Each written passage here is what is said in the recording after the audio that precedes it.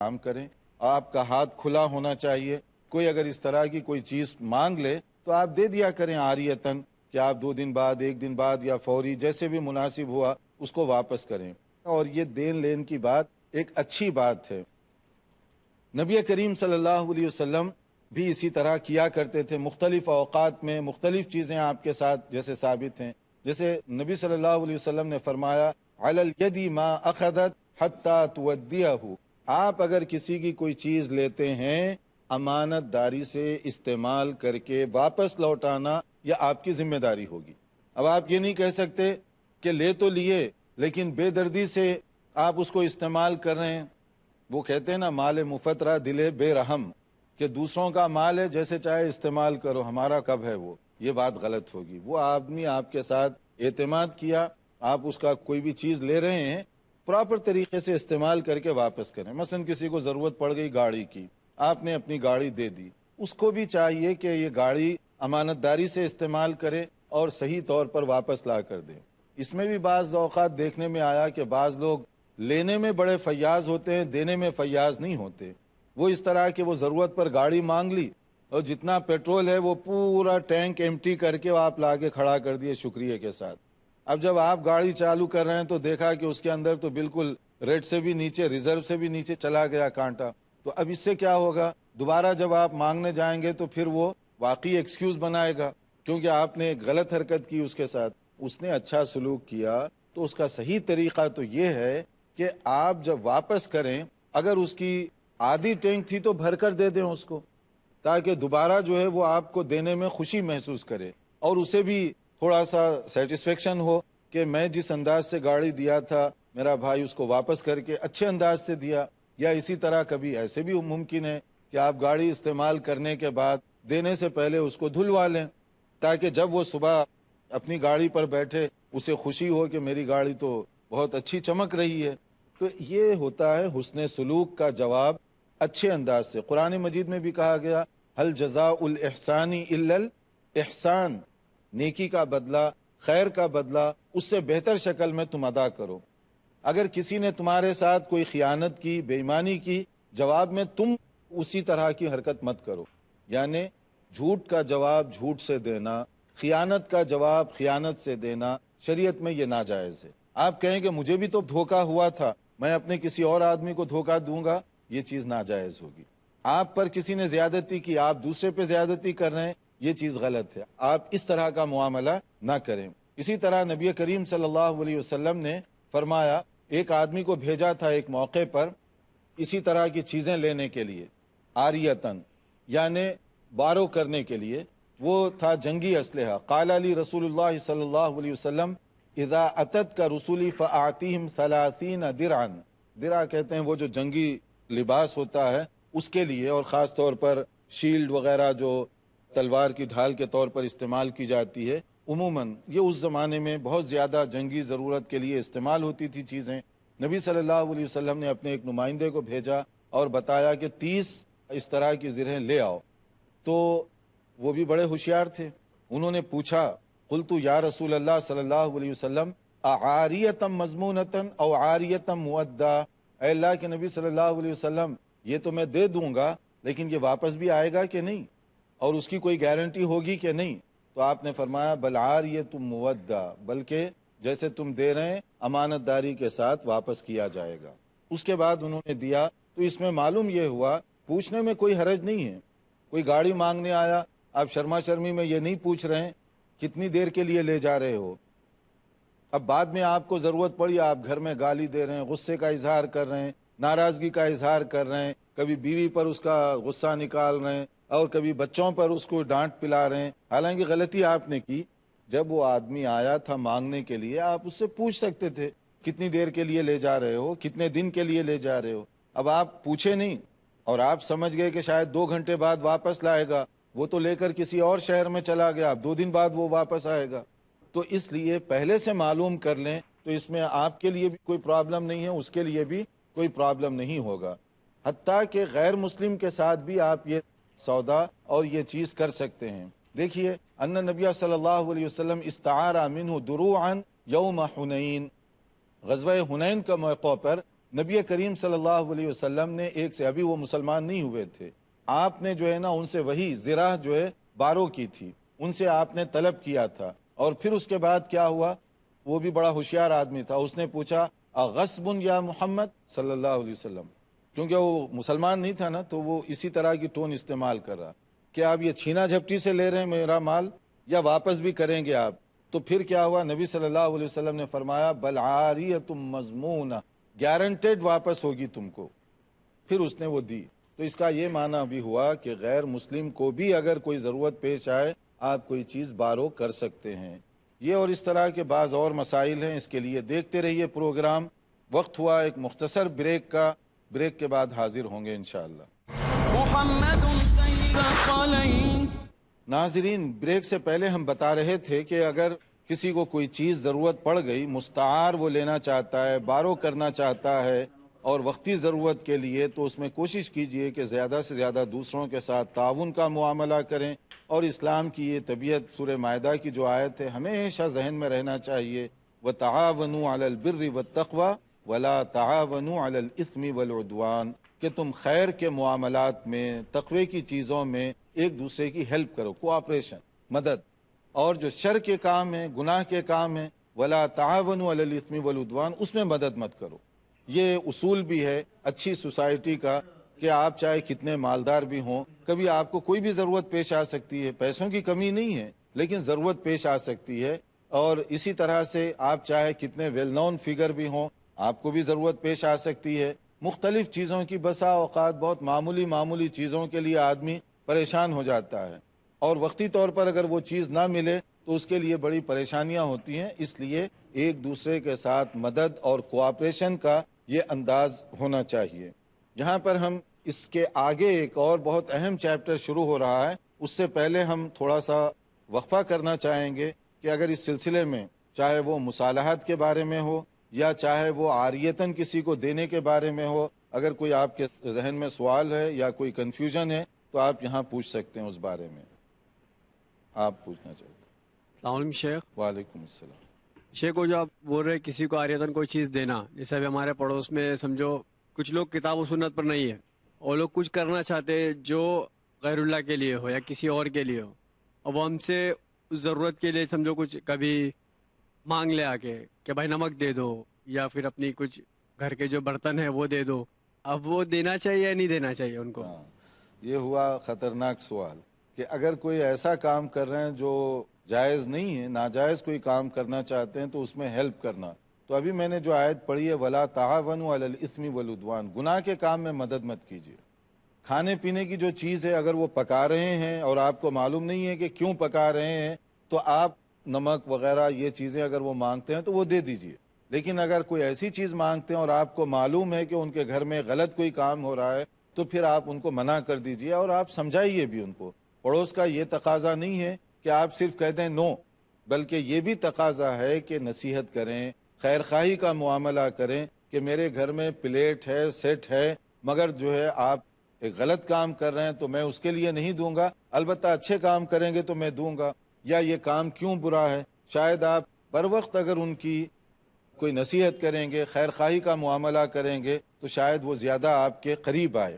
اس لیے رف اور درست انداز نہ ہو، بلکہ آپ دین کی بات بھی کریں تو حکمت اور بصیرت کے ساتھ کریں، تو دونوں کا اس کا انشاءاللہ تعالی فائدہ ہوگا. اسی طرح اگر کوئی آدمی کسی ایسی جگہ جا رہا ہے جو اسلامی طور پر جائز اور درست نہیں ہے، اور وہ کہتا ہے کہ آپ میں اپنی گاڑی مجھے بارو کریں کیونکہ میں وہاں جا رہا ہوں، تو آپ نہ دیں، اس کو کہیں کہ یہ مقصد کے لیے میں نہیں دے سکتا.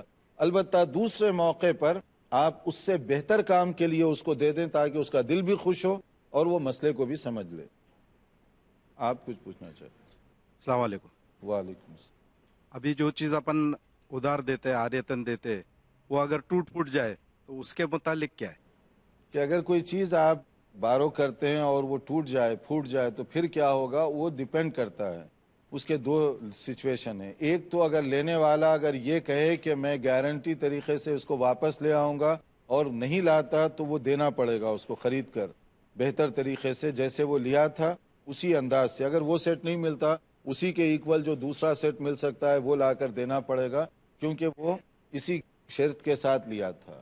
البتہ اگر جنرل وہ لیتا ہے، کوئی ایسے پہلے سے شرط طے نہیں ہوتی اور اس نے اپنی حد تک پوری کوشش کی، بائی چانس کوئی چیز ٹوٹ گئی پھوٹ گئی تو وہ دینے کا پابند، اس طرح نئی چیز دینے کا پابند نہیں ہوگا۔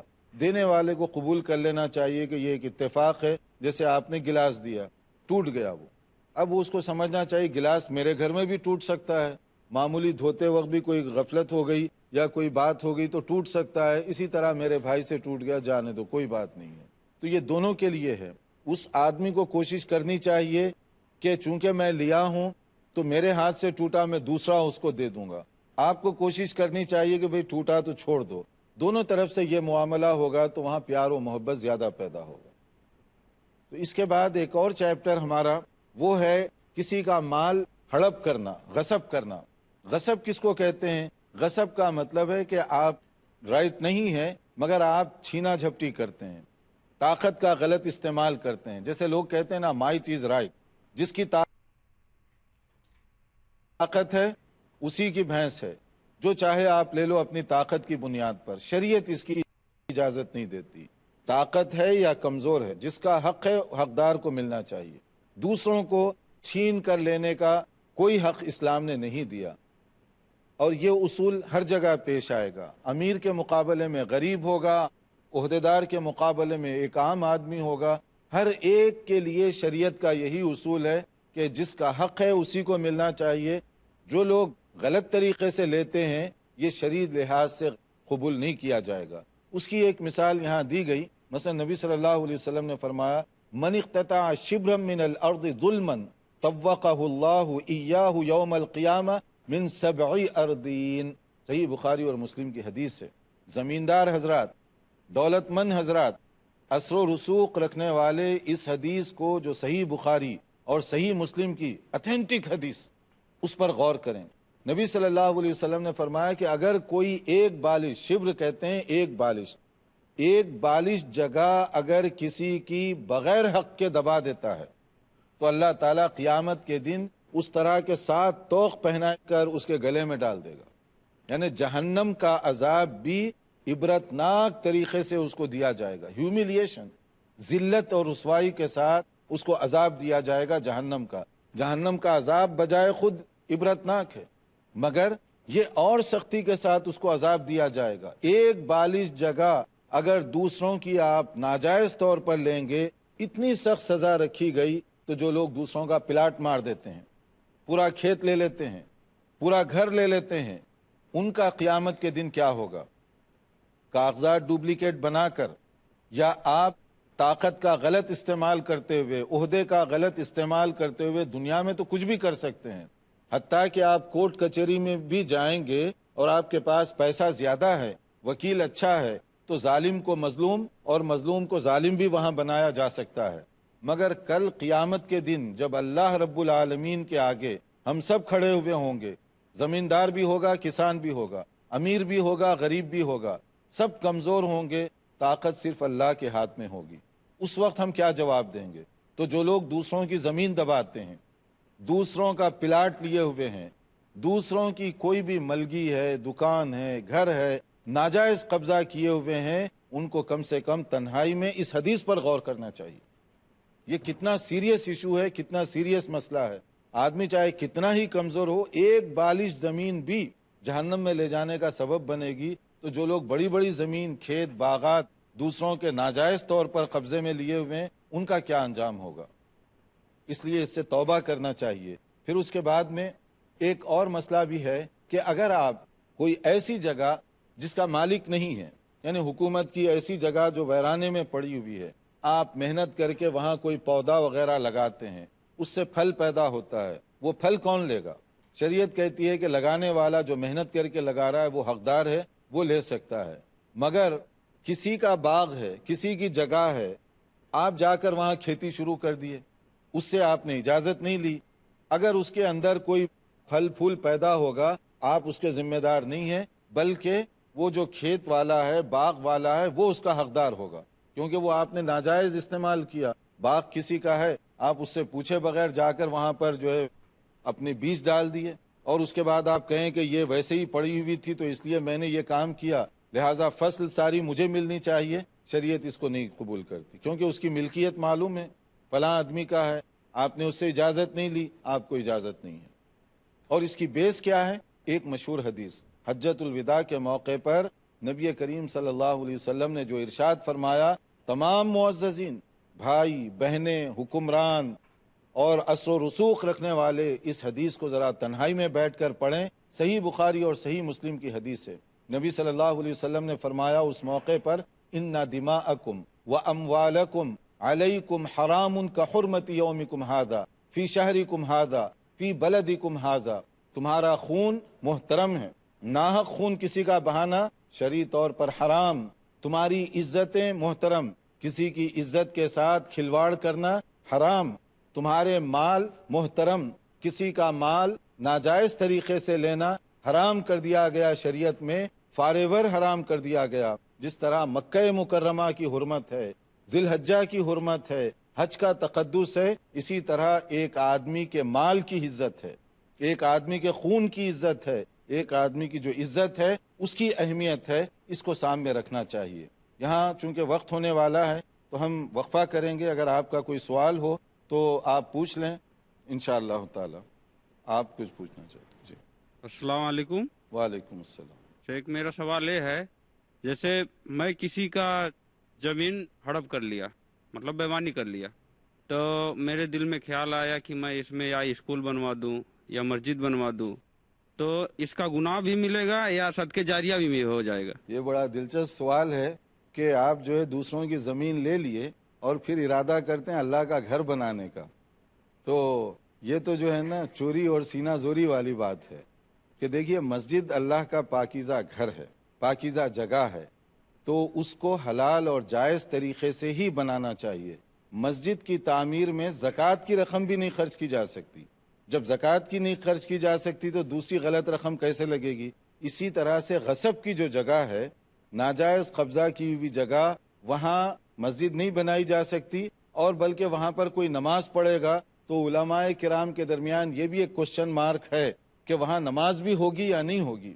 بعض علماء نے کہا اگر پہلے سے معلوم ہے کہ یہ غلط جگہ ہے پھر نماز بھی نہیں ہوگی، البتہ اگر کوئی اجنبی آدمی آیا مسجد کو دیکھ کر وہ نماز پڑھ رہا ہے تو اس کی نماز ہو جائے گی، جن کو معلوم ہے وہ نماز کے لیے بھی نہ جائیں۔ یعنی اتنا سخت حکم ہے کہ بے شک آپ مسجد بنا رہے ہیں مگر غلط جگہ ہے، دوسروں کی جگہ آپ نے قبضے میں لی ہوئی ہے، تو وہاں مسجد کی تعمیر نہ کریں، اور وہ جو ہے اچھے مقصد کے لیے بھی استعمال نہیں کر سکتے۔ ناظرین، یہاں ہمارا چونکہ وقت پورا ہو رہا ہے تو اس لیے ہم انشاءاللہ یہیں پروگرام روکیں گے، نئی معلومات کے ساتھ آئندہ لیکچر میں حاضر ہوں گے۔ دیکھتے رہیے ہمارا پروگرام۔ والسلام علیکم ورحمۃ اللہ وبرکاتہ۔ مولاي صل وسلم دائما ابدا على حبيبك خير الخلق كلهم محمد سيد الكونين والثقلين والفريقين من عرب